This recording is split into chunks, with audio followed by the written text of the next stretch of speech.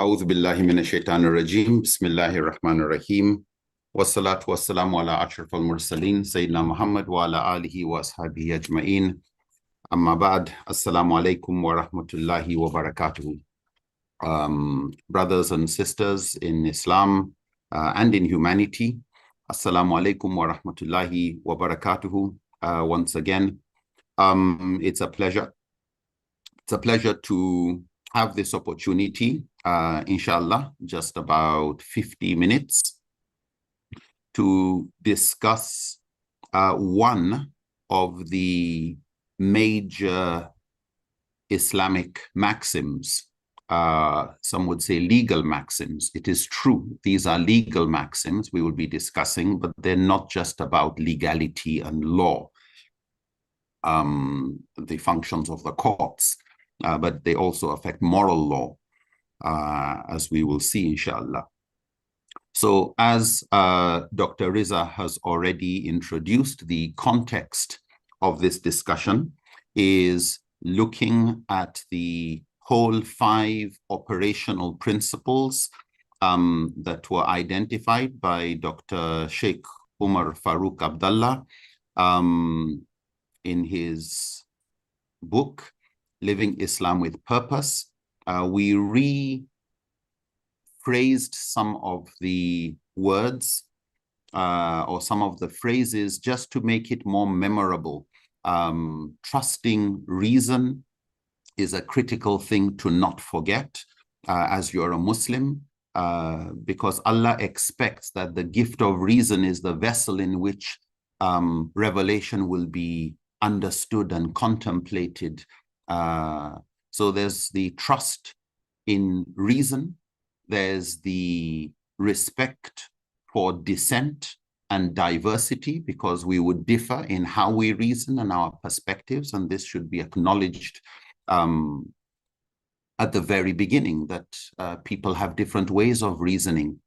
And the scholars have recognized that while we trust reason, and one of the maqasid of Sharia is the hifdhul aql, the preservation of reason, the respecting dissent would help us actually grow, that we have that intellectual humility to understand, I believe I am right, with the possibility that I'm wrong, that we should be curious to find out where we are wrong and where we could get guidance.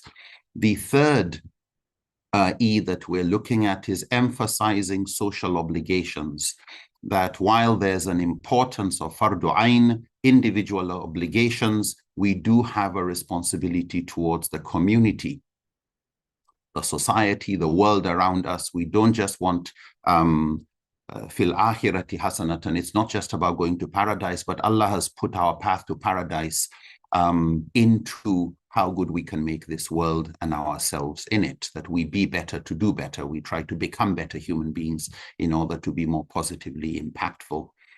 The fourth E, which we will be looking at today, is emphasizing or embracing maxims. And I'll come back to that in a second.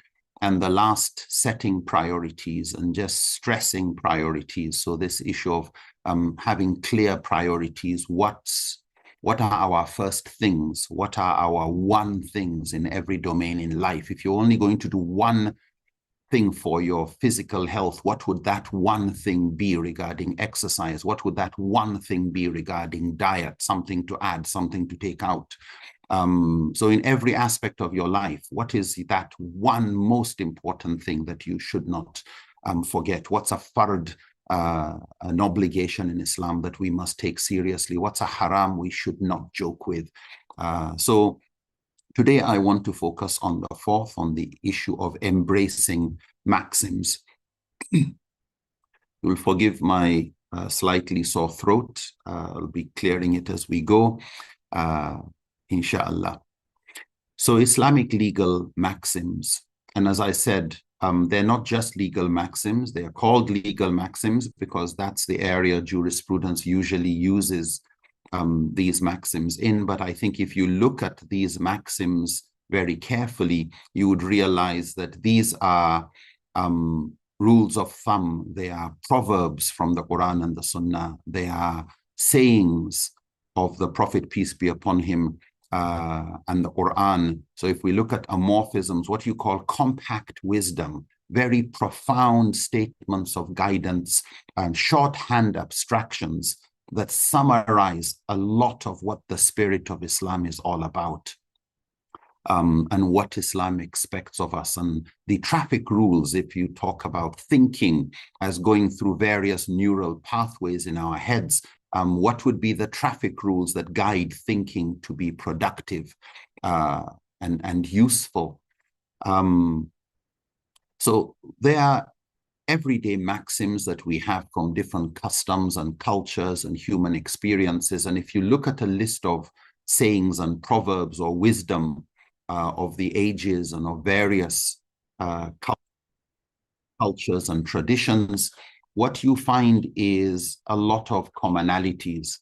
And so if I use one that I think everybody everywhere in the world is used to, that when it comes to issues to do with traffic and crossing the road, depending on whether you drive on the right or the left-hand side of the road, in a place like the UK, you would be asked to look right, look left, and then look right again.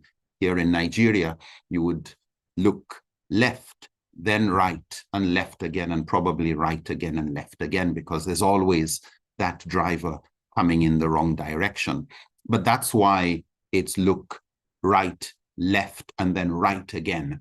There's a lot of wisdom in that. It's a life-saving maxim for those who are planning to cross the road. If you can just remember it, why is it said in that order? What's the meaning of each word? Is the look left, look right, look left again, that left again, is that repetition just verbosity and just adding a longer sentence, or is there wisdom in adding that? And I think the moment you start to think about it, you could actually easily go into a 10-15 minute discussion on look left, look right, look left again. In other areas, in the area of chemistry, for example, you will have maxims that tell you add acid to water, not water to acid, for inclusivity. And that's a very important safety rule if you're going to be in a lab mixing acid with other substances such as water. When we look at inclusivity, there's a maxim that says nothing about us without us. Nothing about us without us. So if you're going to discuss something about women, nothing about women without women being there. If you're going to talk about disabled people, nothing about the disabled without people of disability being there. Nothing about youth without youth. Nothing about this without that. Another maxim that puts caution when it comes to investors, and they would say, if it is too good to be true, it probably is. If it is too good to be true, it probably is, therefore not true. If the profit margins seem too good to be true, it probably is too good to be true. It is not true. A general rule for importance of hard work, some would say, hard choice, easy life. Easy choice, hard life. If you make the hard choices, you would eventually have an easier life. If you choose to go with the easier choices, you'll probably end up with a hard life. So hard choices, easy life. Easy choices, hard life. When it comes to purchases, a little like if it's too good to be true, it probably is. They would say good things not cheap, cheap things not good. Now, these are everyday maxims that come from experiences from different fields.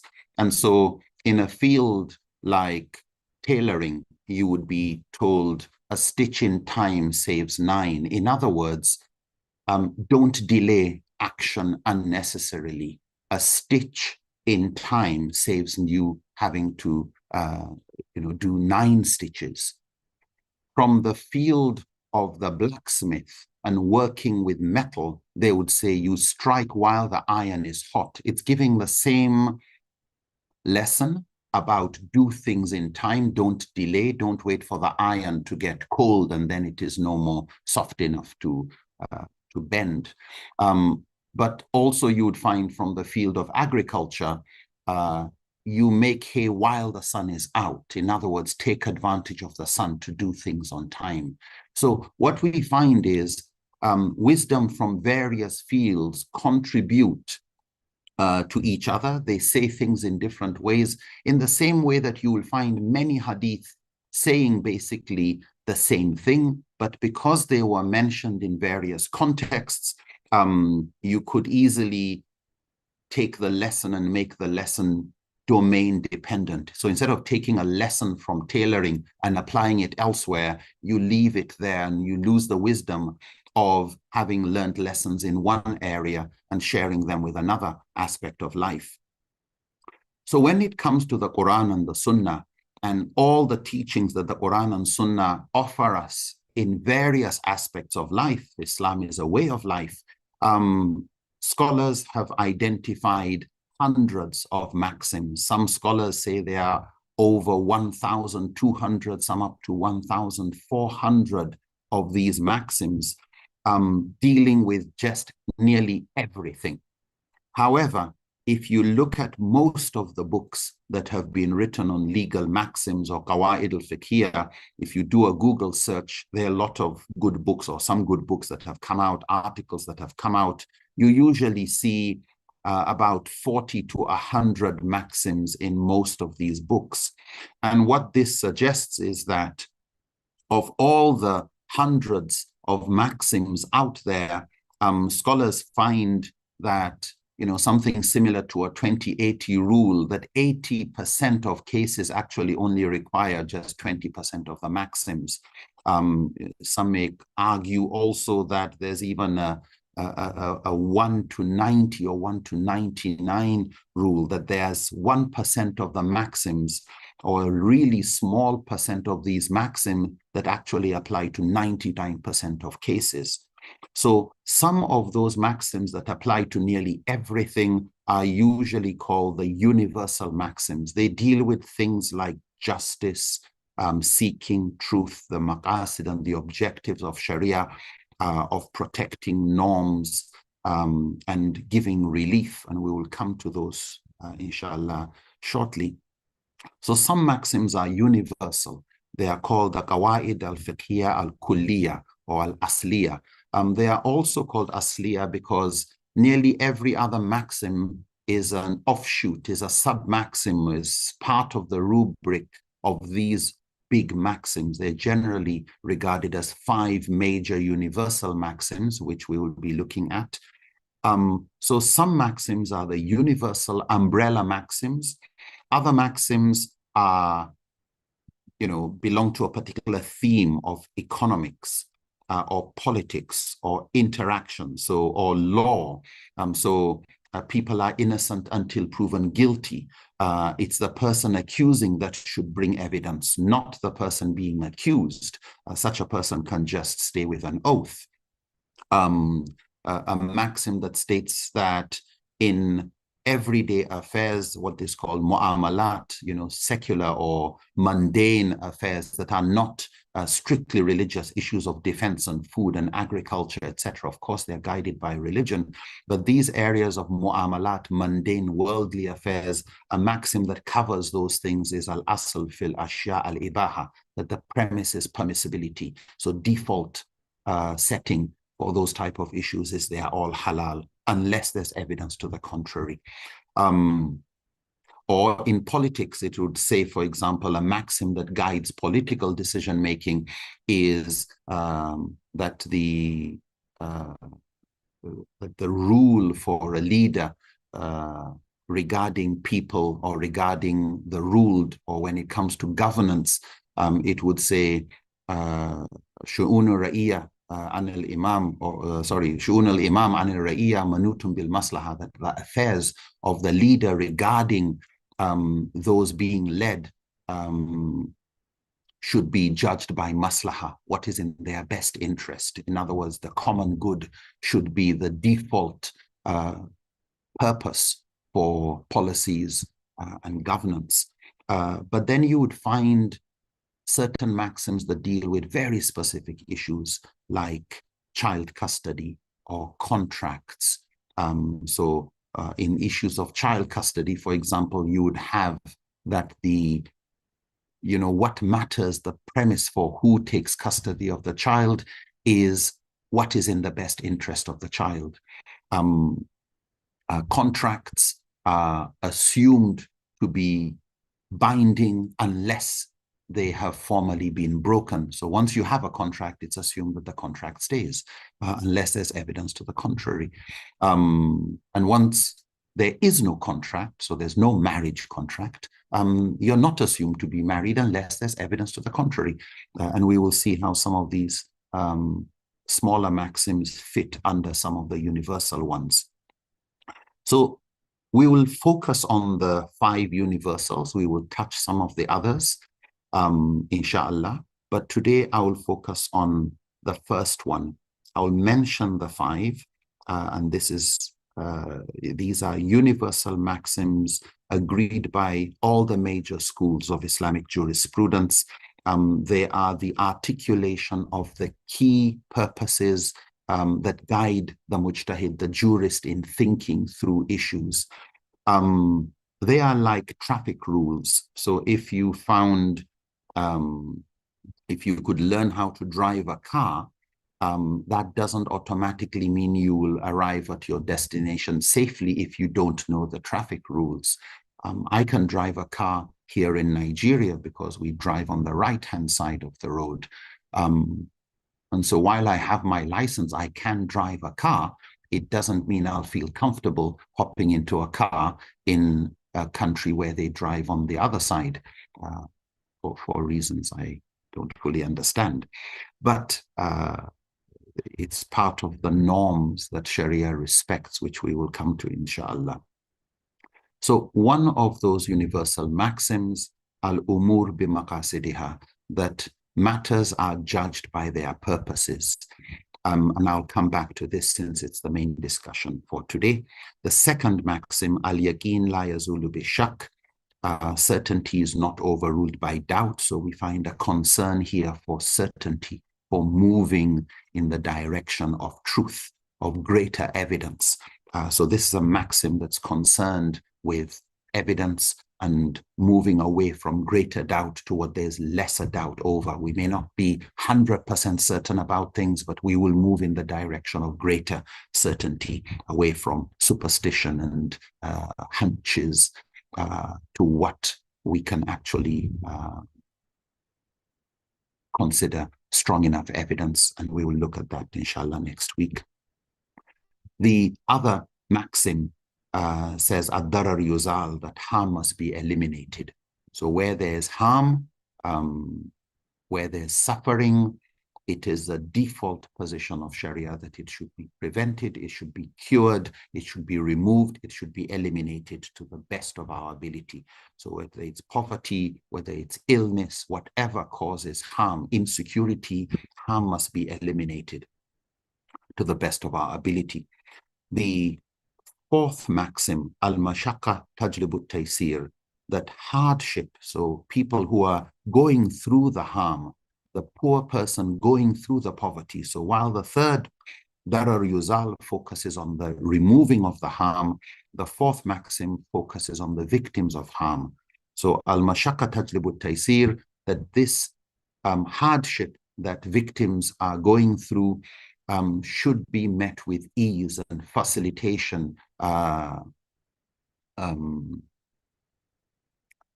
compassion, relaxation of laws, something that makes life easier for the person who is going through the hardship. Even if we can't completely remove the hardship, there is something we can do about the poor person, a person who we can't prevent all forms of poverty immediately, but there is still something we can do. There are still things we can do about the victims and those who are going through difficulties. And the last maxim, al-ada muhakkama, that norms have the weight of law. Al-ada, people's customary laws, customary practices, customary norms, whether it is the culture, and their currency, their greetings, their mannerisms, or whether it is the custom of a particular trade among traders and business people, or among politicians, or among IT specialists. Like, they know what they mean when they say this. So Sharia would recognize that. So al-ada muhakkama. Now, the first one that I want to focus on today, al-umur bimaqasidiha, matters are judged by their purposes. Very important to recognize that this maxim, like each of the other maxims, should not be interpreted in isolation or applied in isolation of the other maxims. So just as you don't take a text without looking at the context, you don't take a verse of the Quran as if there aren't other verses that touch the same subject area. You don't pick a hadith without looking at what else is there in the hadith literature or in the Quran about a subject area. You don't take a maxim in isolation of other maxims. For the sake of study, yes, we will discuss these one by one, but when it comes to the application, inshallah, I hope we will also see how some of the other maxims tie in to support each other to give greater coherence and harmony in the interpretation and use of each maxim. So there's an interrelationship and a cooperation between these, and just as text without context becomes pretext, using one maxim without respecting the others also end up with pretext and abuse of the maxims. These maxims altogether summarize, as we've said, the essence of Sharia, the essence of our way of life, in 5 very compact, profound sentences. So looking more closely at the first one, al-umur bimaqasidiha, matters are judged by their purposes. This maxim has 2 sides to it, or 2 major sides to it. One is this question of the matters. What matters are judged by the purposes, and what are these purposes? I think if we look at how scholars understand this maxim, the understanding comes from 2 major hadith and other verses of the Quran and hadith that are related to these 2 major aspects of this. So one of the hadith that we all, I am sure, know, states that innamal a'mal binniyat, that actions are judged by their intentions. So this hadith tells us that actions are judged by what's going on in your heart. What's the intent? What's the motive? What's going on inside you? What is the intended purpose? So an action like prayer will be judged by Allah by the intention. Was it just so that, alladhina hum yura'un, just so that people would see? Is that why you are praying? Because Allah will judge that prayer by the intent in the heart, the motive behind the dua. So here we are looking at the intended purpose in the heart or mind, the question of sincerity. The second part of al-umur bimaqasidiha is that actions are judged by their maqasid, by their purposes. So here we have another hadith where the Prophet said, innamal a'amal bil hawatim. Actions are judged by their endings, by their consequences, by how they play out. Your life will be judged not just by your intention, but whether you finally end up in paradise or hell. So where does this all end you in? If it ends up in hell, then it was a terrible life. If it ends up in paradise, then out of Allah's rahmah and forgiveness, you did live a good enough life. It was good enough to take you to that destination. So here we find the hadith is concerned about the destination, the realized purpose, the consequence of all the actions. What's going on, therefore, outside the heart in the real world, or at least in the world we all see, the more empirical world. So one side of this maxim looks at the intended purpose. The other side looks at the realized purpose. So the intended purpose is what's going on inside your heart, the motive and intent and the heart, the mind, the question of sincerity. And the second part, al-umur bimaqasidiha, matters will be judged by the purposes they fulfill, their results, their ends, their impact, whether positive or negative, the consequences, the realized, more empirical purpose that they fulfill in the world. And this maxim, therefore, guides us to recognize that the means and the ends go together. They are like co-joined. We have a chain, therefore, that should connect the niyyah with the action, good intention with good action. But good action should be what results in good consequences. If the consequences are bad, even if the intention was good, we would say the action was wrong, even though there may be no sin, because the action was meant to be a good intention. And so when somebody is racing with his car to take his child to a hospital and accidentally hits and kills somebody, the intention of speeding was good. It was to get to the hospital to save a life. The action resulted in a person being killed, which was bad, and the consequence was bad. However, Allah will not punish the person for their actions because their intention was good. That's assuming there was absolutely no intention of risking the life of somebody else, even though you may argue that, but you're risking your own life too. But somebody would say, the risk of somebody dying from, not being taken quickly to the hospital, say in an ambulance, the risk, which we will look at inshallah next time when we come to the second maxim, the risk was lower. But while two actions may be the same, somebody died, the intention for one changes how the action is treated in Sharia. So somebody died from manslaughter, and we say it's manslaughter because the intention was probably actually to save the life. You jumped into the water to save this person. Unfortunately, you aimed badly and you hit the person, which broke their neck. You had a good intention. The result was bad. We don't say the result was good just because you had a good intention. Between you and Allah, inshallah, you have your reward for trying to do good. Whereas in another case, where somebody intended to kill, we still have a dead body, but this was intentional.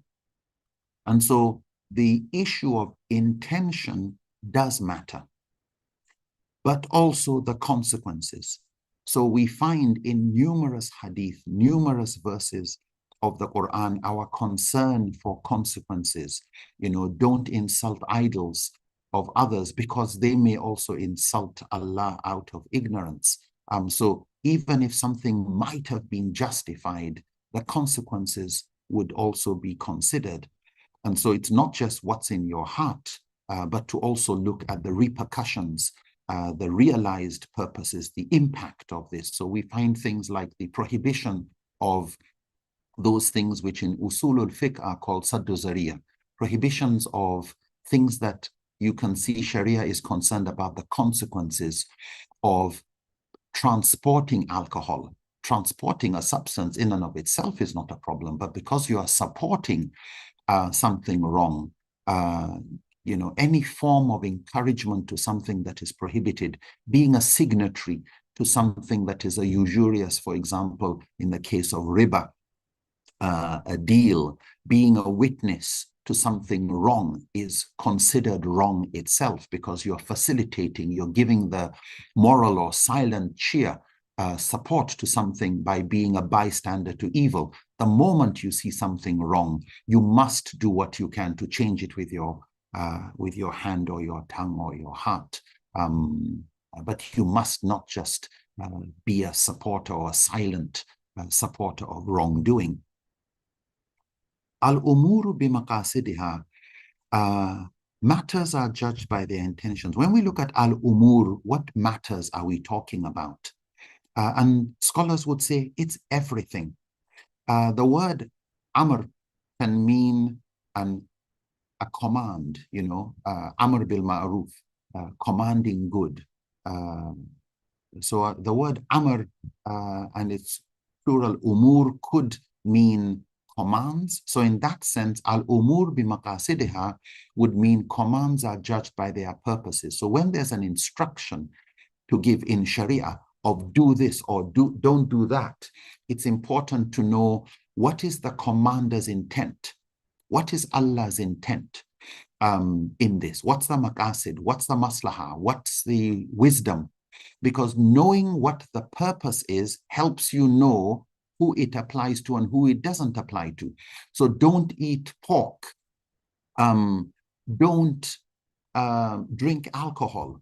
We know what the purpose is, but knowing the purpose allows us to also know when there's an exception to the rule, when alcohol could save the life of somebody, pork could save the life of somebody, and the amputation of the hand of a thief that stole because they were hungry or times were hard, poverty level was below $1 per person or $2 per person per day, or poverty levels were high because of drought or famine, economic constraints that, great Sahaba like Umar bin Khattab would suspend a Quranic injunction because he knew the maqasid. This was supposed to bring down theft.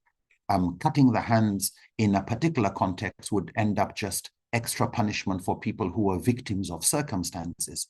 So al-umur bimaqasidiha can apply to instructions are judged by their purposes. Commands are judged by their purposes. But umur can also be actions, matters, umur dunyakum, affairs of the world. So umur could apply to policies, programs, matters, actions, your affairs, your projects, your careers, everything. Al-umur bimaqasidiha will be judged by the purposes that these fulfill. So is this fulfilling, is this program, is this matter, this affair, is it for a good purpose, or are we there just to gossip? What purpose is it fulfilling? Interactions, relations with your friends. What's the purpose of that meeting? Is it to do something wrong? Then al-umur bimaqasidiha, that meeting will be judged by the purpose it fulfills. Is it to plan something good? That action will be judged by the purpose it fulfills.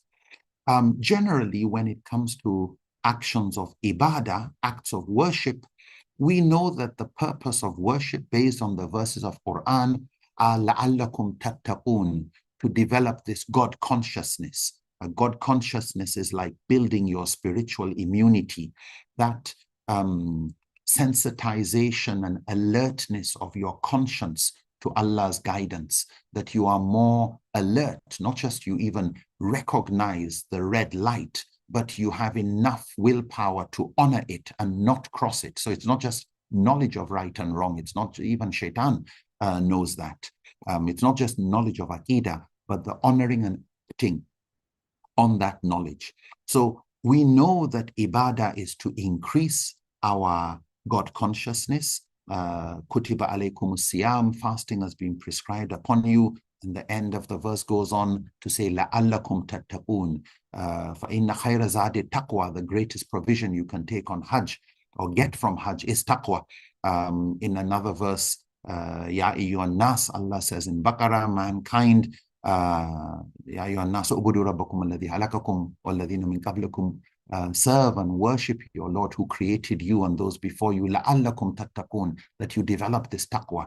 So we recognize taqwa as one of, not the only, but one major objective of the Sharia. And so when it comes to acts of worship, however, because yes, we know taqwa is an objective, but we don't know what other reasons there are behind 5 daily prayers. Why not 6? Why not 4? Why 2 rakahs for subuh? Why not 4? Why not 7? Why not 1? Why 2 sujoods? Why this? Why that? Because there's a lot that is not explicitly clear. Scholars would say, here the general rule is that of compliance and a test of our servitude to Allah. So while there are wisdom, there's clear benefit in ibadah, but because it's not all categorically explicit, and we've been told, pray as you see me pray, the Prophet said, then the general rule when it comes to acts of ibadah is ta'abbud. We will comply. We will do the actions the way the Prophet did it, and since that's what's been prescribed, we will do it in that way. And so our actions would therefore be to serve Allah and not we're praying for exercise. And if you count how many sit-ups you do in prayer, you would say, wow, that's a very good exercise to try and, make sure as you continue in life, you actually do as many nafilas as possible so as to be able to do as many push-ups as possible. And that intermittent fasting is good for your health. It's probably the best thing for your health as you age, probably the best recipe for longevity. However, those should be seen as side effects, positive byproducts, or in this world of spiritual actions, that the objective is the highest thing that makes us superior to any other, our taqwa. So after Allah talks about how, he has created us into nations and tribes, that we should know one another, build relations with each other, he says, inna akramakum indallahi atqakum. The most honorable to Allah is the one with the greatest taqwa. This ingredient that should come from building that spiritual immunity that comes from acts of ibadah and generally acts of good, but also it's not just acts of ibadah that increase our taqwa, but that's a subject for another day. But here, when it comes to acts of ibadah, scholars prefer compliance as the general rule, and that the maqasid is not really focusing on what other things, but Allah's acceptance of these acts of ibadah, that it takes us closer to Allah. So when it says al-umur bi-maqasidiha, actions, when these actions are acts of ibadah, the maqasid is seeking Allah's pleasure. Let Allah accept my ibadah. Let Allah accept my prayer. Let Allah increase my taqwa and closeness to Him through these actions. Whereas when it comes to mu'amalat, the mundane issues, so here scholars of fiqh would try to separate ibadah from mu'amalat. So ibadah would be acts of worship like prayers, the 5 pillars generally, where there's a prescription regarding how you do it and when you do Hajj and where you go to do it, and the prescriptions of how this should be done. So it's prescribed acts of worship, as opposed to the general meaning of ibadah, which is servitude and submitting to Allah in how you deal with your family and business and the economy and social justice and all of that, the mundane sides.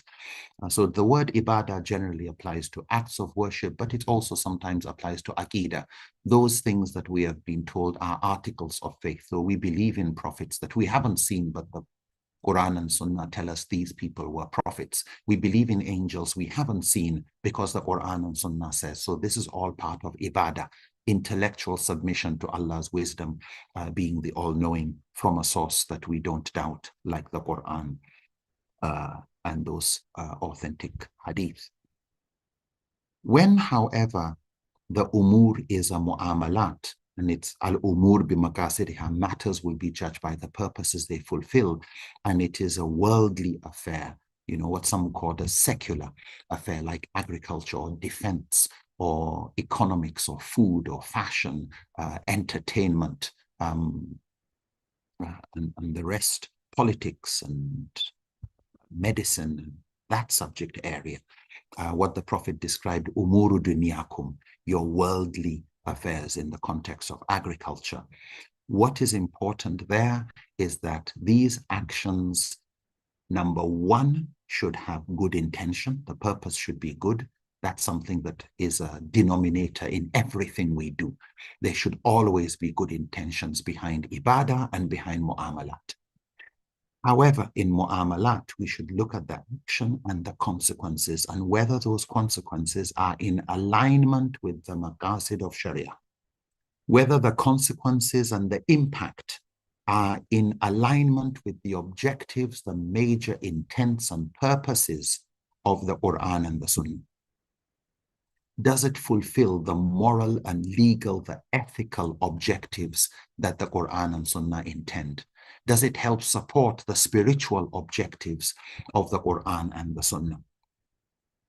And so the niyyah is important, but we also in mu'amalat judge the action by its consequences. A good intention does not make an action good when it's clearly going to cause harm.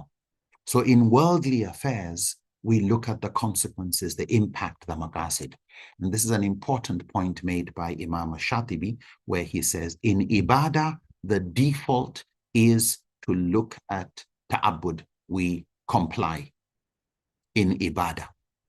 The default, however, in issues to do with mu'amalat is to look at the maqasid. What objectives do these fulfill?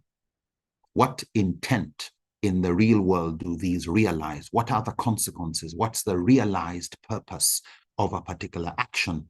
And here we usually would have to now start dealing with consequences and trade-offs. Is the benefit greater than the harm? So, and as I said earlier, this is beyond just law and legality. It deals with every aspect of life. There are a lot of examples, some in your material, where scholars would look at, and we see how this maxim influences judgments. So in your material, you would find the Treaty of Hudaybiyah, where the Prophet would accept what would be an unjust, a biased, it was a treaty which on the surface dishonored Islam, dishonored the Prophet, and actually was unjust to a few Muslims. But the greater good, the long-term benefit of that treaty was the basis for which the Prophet accepted it and for which the Quran regarded the treaty as a nasr, as a victory, even though the Sahaba could not understand, like most of them could not get what was good about this humiliating treaty. We find the case of the Prophet telling one of his Sahaba, Samura bin Jundub, that his obese son, if he is to die from obesity, and I think we can think, especially as science has gone a lot into the consequences of the things we eat, diabetes, and all of that, the Prophet said if the son was to die from diabetes, it would be similar to suicide.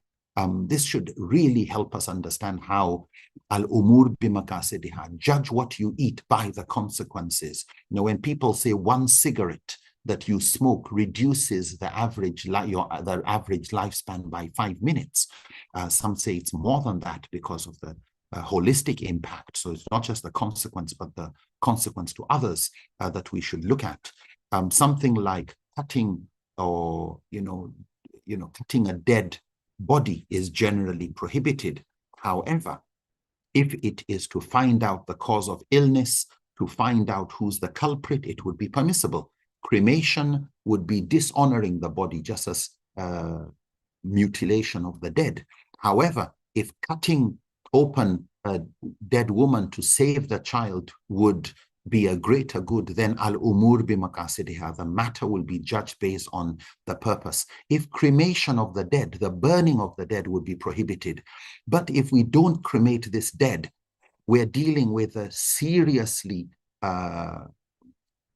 dangerous illness or disease like Ebola, then medical professionals would advise on what's the best thing to do, whether cremation would actually be a lesser evil. So there again, al-umur bimaqasidiha, the purpose of that decision would be what would be considered. You would find debates, is sexual violence in the house, if a man forcefully sleeps with his wife, is that a crime? al-umur bi-maqasidiha. What's the intention? What's the purpose of forceful sexual relations? If it's to humiliate the wife, then humiliation would be haram. It is clearly haram. So you can't hide behind intentions. So this actions are judged by their purposes. Also, you find related maxims where the scholars would say, al-ibra lil-hakiki, la lil-alfaz wal-mabani, that what matters is the reality and essence of things, not the words used or the language used. Do we agree on the wording of marital rape? Or because it's in marriage, we can't call it rape. Put aside the wording, the actual action going on. Is it good or bad? If it's bad, if it's harmful, similar to other harms or worse than other harms, then we would prohibit it. That violations in Sharia based on this maxim may be tolerated in the means of performing things, but not in the objectives. So when you look at what's the consequence, we can give alcohol if it is part of essential medication to save a life. So the means would be tolerated because in this case, the objective is not intoxication. It's actually a greater good. So we have a lot of other maxims that deal with this and that influence decision-making. The last thing I'd just like to say is on a very practical level, this maxim should guide everything. And based on that, it's important we're really clear about the maqasid and the objectives of the Quran and Sunnah. There is no figure to the maximum number of maqasid. If you were to go verse by verse in the Quran, how many objectives are there?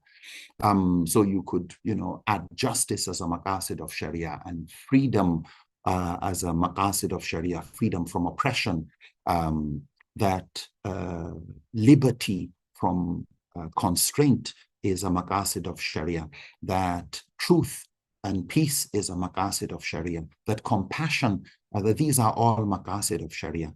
But what the scholars have done is generally to look at what you call the individual and look at the different aspects of life of a person.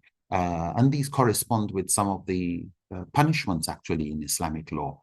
So you could look at a human being as having a spiritual side to his life, and the deen side in that narrow definition of deen. We have an intellectual side and the preservation of the intellect. We have a social side and the preservation of family in particular, but also dignity of the individual. We have our economic and well-being, belongings, property, wealth, and the hifdhul mal, the preservation of property, just as we have the preservation of life. And in each of these maqasid, you will find different people working either as fardu ayn or fardu kifaya, individual or collective obligations to preserve each of these objectives of Sharia. And it is important that everything we do, this program that we're going through, may be enhancing the intellect by educating people better. It may be helping them understand their deen better. It may be building better relations with people and social cohesion and greater unity. It may be promoting itqan, excellence, and ihsan, professionalism in everything we do. Why? Because al-umur bi-maqasidiha, we should treat our jobs, whether you are a graphic designer that makes books more attractive, that makes lessons more interesting, that makes certain websites more appealing, whether you are a trader that circulates wealth and makes things that are usually scarce available and makes halal income for you and your family, whether you are a counselor or a doctor that's into life-saving, or a journalist that tells truth to power and helps people know what their rights are and what's going on, and enjoining right and forbidding wrong in that sense, or you are an advertiser that lets people know something useful or better than what they might have gotten, or you're a teacher that's helping all the other maqasid actually by building people's minds, starting from children or childhood. Every job, every profession should look at what are the various objectives of Sharia, and that we should take our jobs and careers as tools that make us better instruments of Allah's rahmah in realizing these maqasid, so that our careers become our calling, that we don't just do them as jobs, we do them the way we do our acts of ibadah, so that when we say that my prayer and my worship, my service to Allah, we're talking about everything. When Allah says He has not created us except to worship, we can look at our narrow definition of ibadah in the devotional worship and say, yes, alhamdulillah, that to the best of my knowledge is for only Allah's sake. But we can look at the other forms of ibadat in service to the community, what we call the mu'amalat, and we can also say, alhamdulillah, those are all aligned with the maqasid, and they are also forms of ibadah that inshallah, if we do them with excellence, with ihsan, they also become our paths to Jannah, as they become paths to building ourselves in this world and having halal sources of income. So to conclude, al-umur bimaqasidiha is about purposefulness. It's a maxim that is usually put as number one in the books of Islamic legal maxims. It is a shorthand abstraction that the moment you find an action is going to realize a harmful purpose, then use your head, be sensible, don't go ahead, get a second opinion, get a third opinion. This is a critical maxim that I pray as we study the other maxims, we will understand this maxim even better. Where I have made mistakes, may Allah forgive me and continue to guide us aright.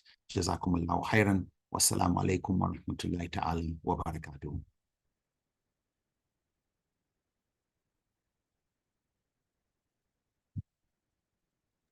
Walaikum assalam wa rahmatullahi wa barakatuh. Sheikh Nuruddin, we have a number of different audiences all over the world, including on YouTube, different social media platforms, together on Zoom, and also we have a group of 60 in at Markfield Conference Center here in Leicester. So it's a pleasure listening to you, and I'm sure when you come to Markfield, inshallah, in April for the course that we'll be having here, the retreat, as well as in August, inshallah, for the Sharia Intelligence Program, that hopefully, inshallah, many of those who are here will participate, inshallah. So we just have some questions. So if I can ask anybody who has a question, you can come forward and ask it, or you can let me know and I can relay the question. Or if you want to ask, brother, can you check YouTube and see if they have any questions on YouTube as well? Yeah. Anybody has any questions you wanted to ask? No questions? There's one comment. Yeah. Can we get some reading material? Okay. In terms of the reading material, we will circulate a manual on the reading material for this particular course. And we do have everybody's email, including those who will be joining. I think there's quite a lot from Mauritius, inshallah, who will also be joining us, inshallah. So we will be circulating that reading list for everyone.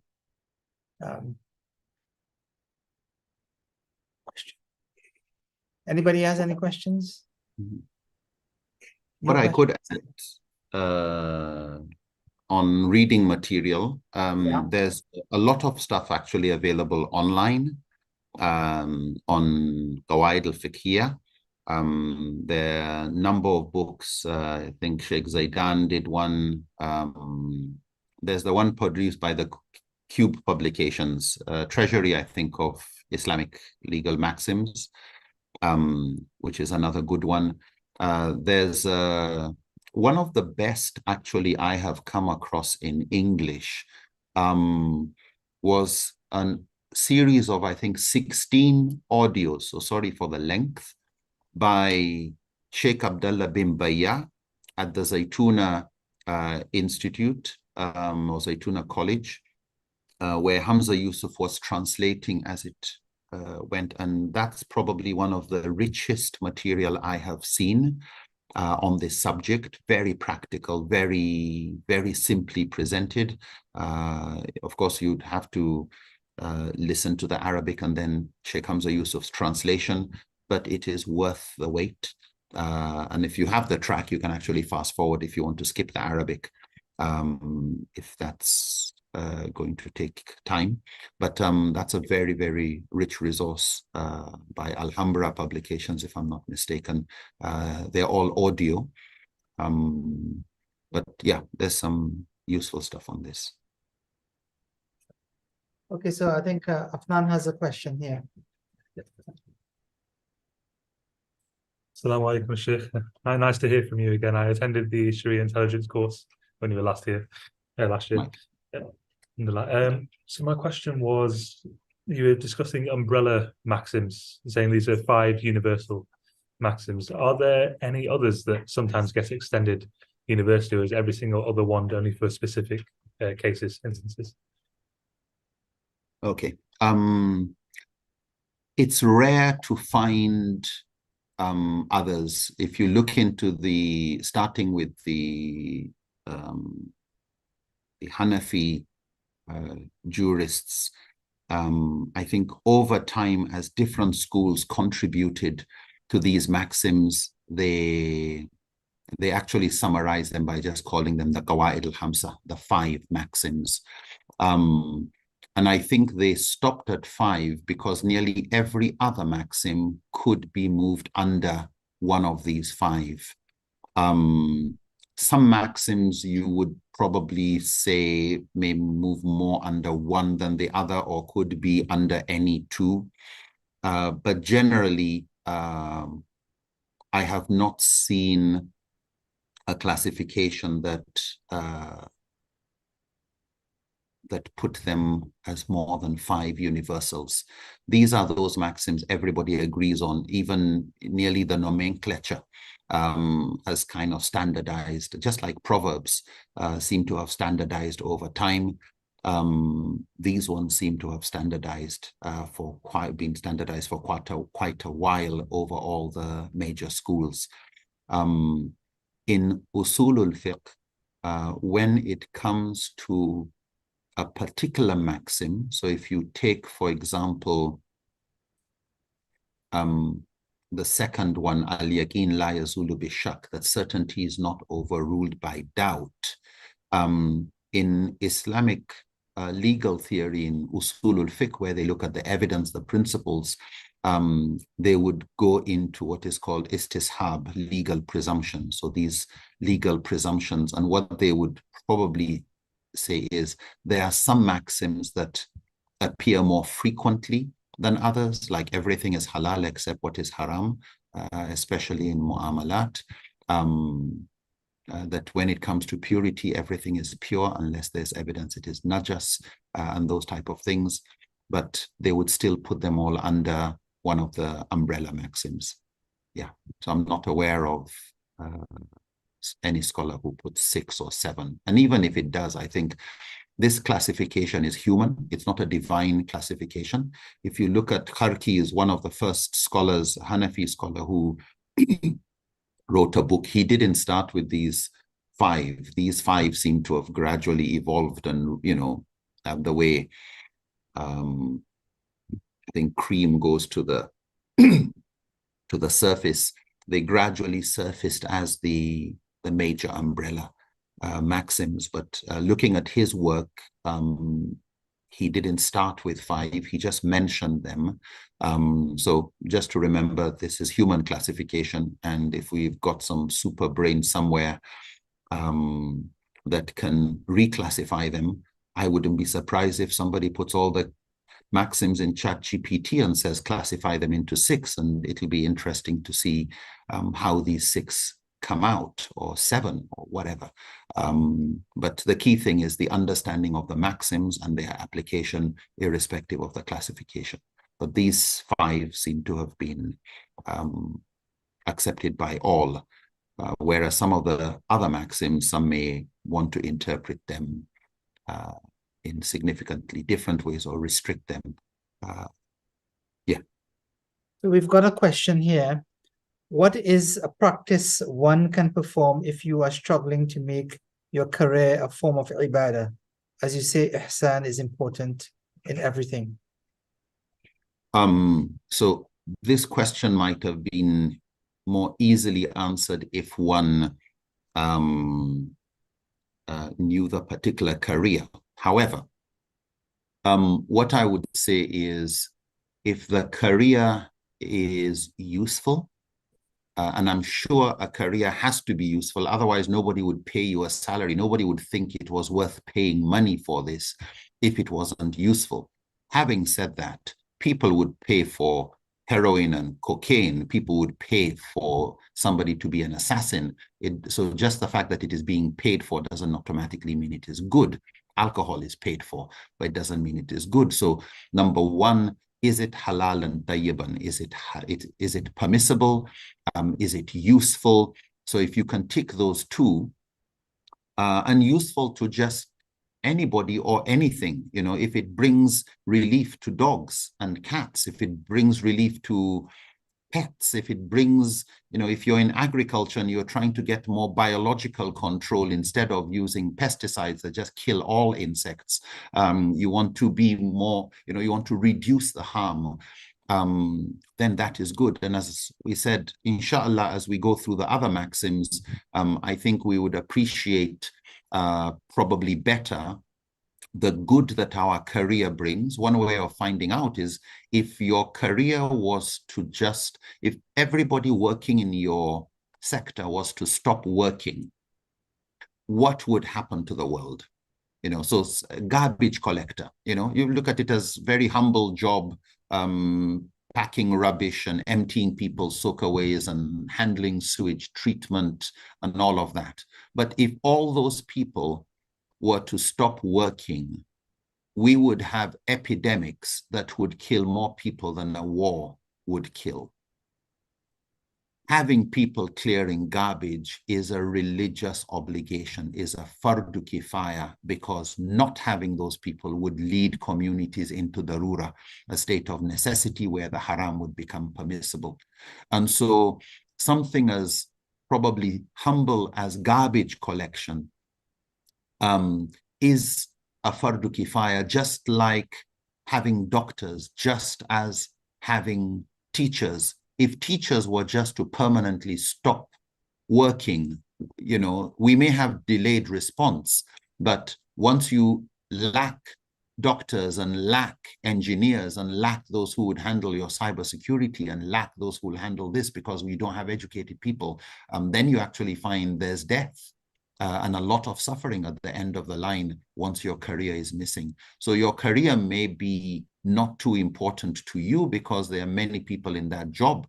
You're like a leaf on a tree. One leaf drops, you know, the tree still survives. Yes, but that leaf contributed its own % and did its best. And in your area, you impact those who you touch. So I think once that career is needed, it is solving a problem, or it's a supportive career.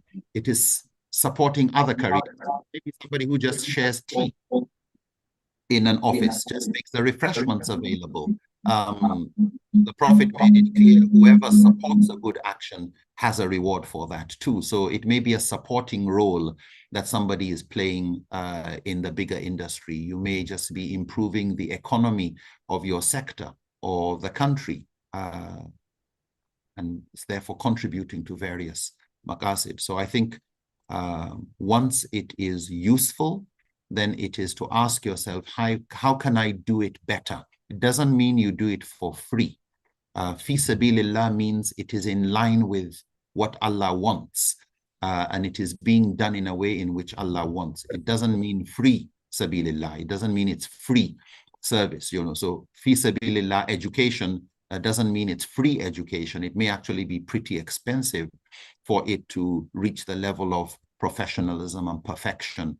You know, what you want is itqan, you know, excellence in what a Muslim does.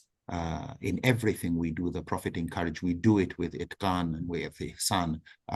So you You teach your lesson with the kind of purposefulness as you would pray Maghrib, with the same excellence of doing an act of ibadah, and may Allah accept it as you would do wudu, an ablution for prayer. It's all ibadah. It's just affecting different domains and different purposes, but these purposes are all the maqasid of Sharia.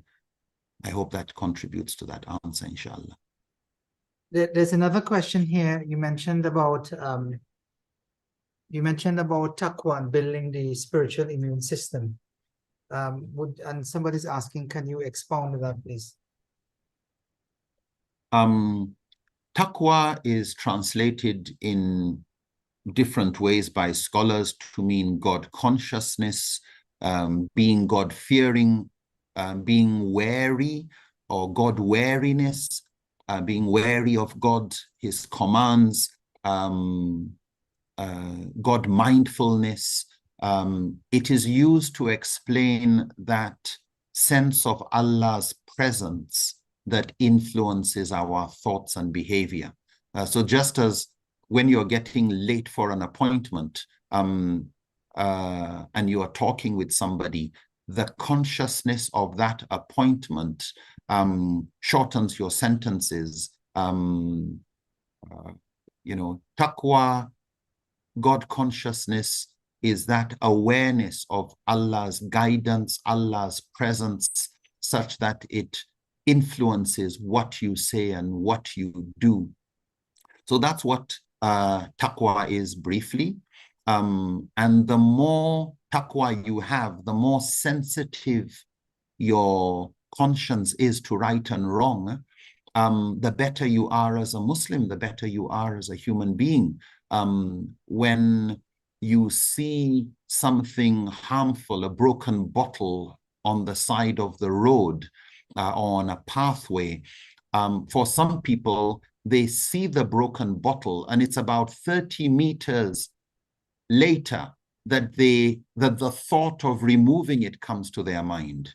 And they're contemplating, should I go back? Should I remove it? Or hopefully it won't hurt anybody. Somebody else would see it and go and do it. And they miss an opportunity for great reward. Taqwa is that consciousness of Allah that, as some scholars would put it, you see with the eyes of Allah, or Allah becomes the eyes with which you see. You see with God-conscious eyes, that the moment you see the bottle, the responsibility is immediate. You already know what you need to do. There's no second guessing. The moment you see wrong, you know what to do. The moment it's something right that needs to be done, you know where you stand. And it's more just becomes just part of your nature, not to lie.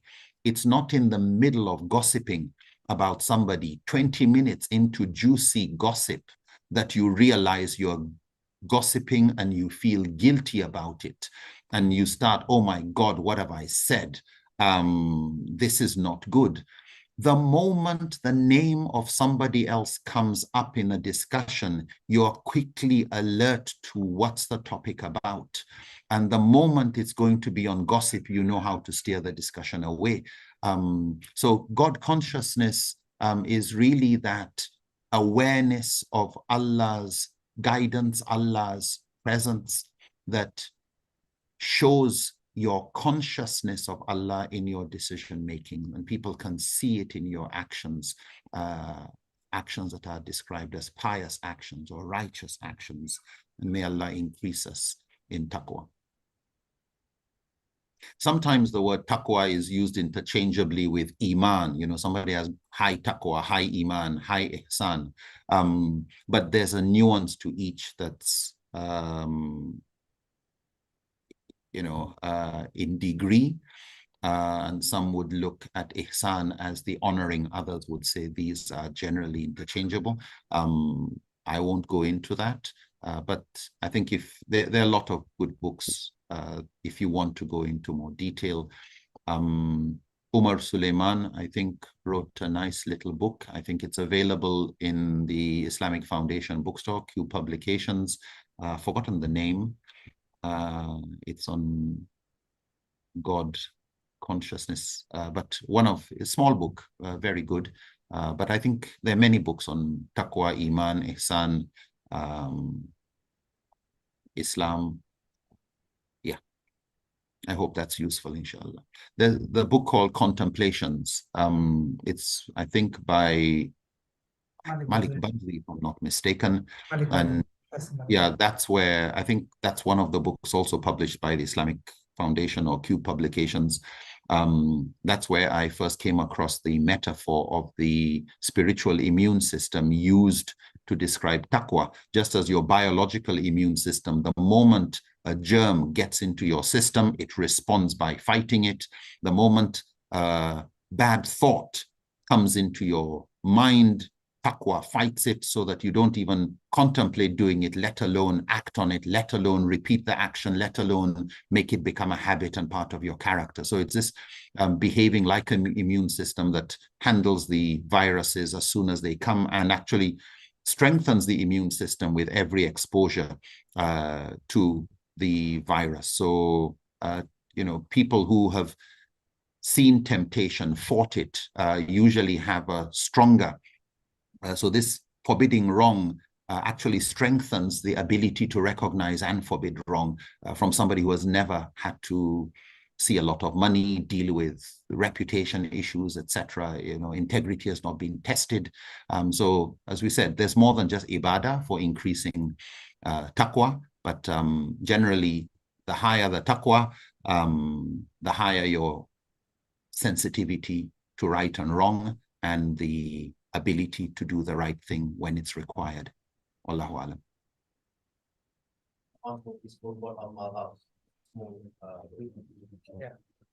Assalamu alaikum, Shaykh. Alaikum salam wa rahmatullahi wa barakatuh, brother.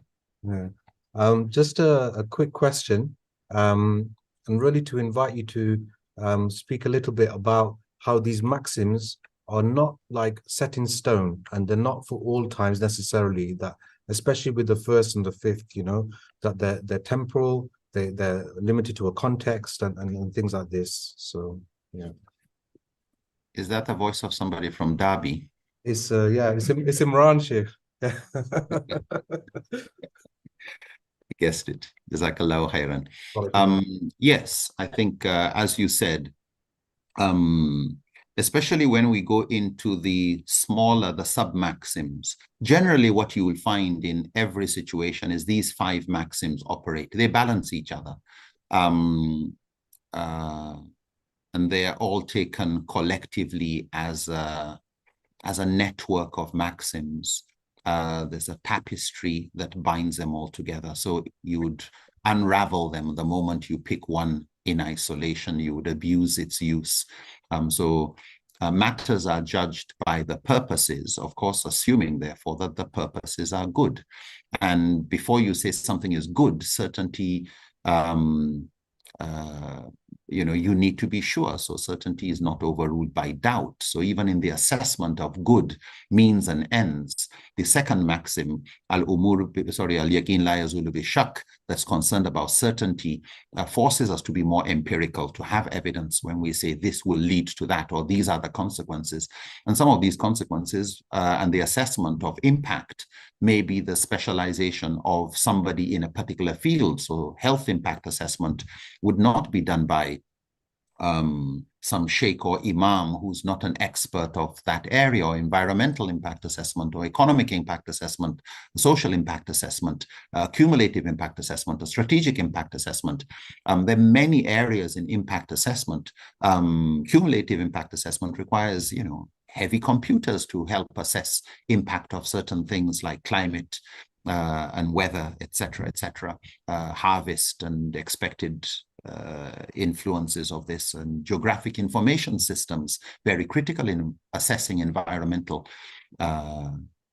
impact of things. So all of these maxims operate, and I think there's, you know, we will find when we come to these other maxims that they are useful for everyone, not just the ulama. Definitely they are critical for the ulama.